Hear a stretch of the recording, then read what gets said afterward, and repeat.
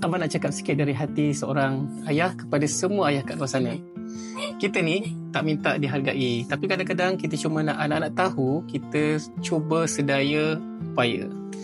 Kita tolak tepi semua sakit pinggang, stres, migraine, sebab kita fikir jangan sampai anak susah nanti. Kita makan lambat, tidur lambat, rehat entah ke mana, tapi bila tengok anak-anak kita semua senyum, beban semua hilang. Tapi satu benda kita selalu lupa, bang. Kita bukan selama-lamanya dekat sini. Setuju tak?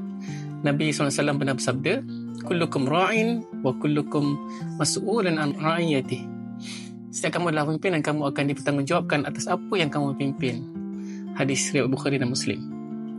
So, soalannya, kalau esok kita dah tak ada, apa yang tinggal untuk anak-anak kita?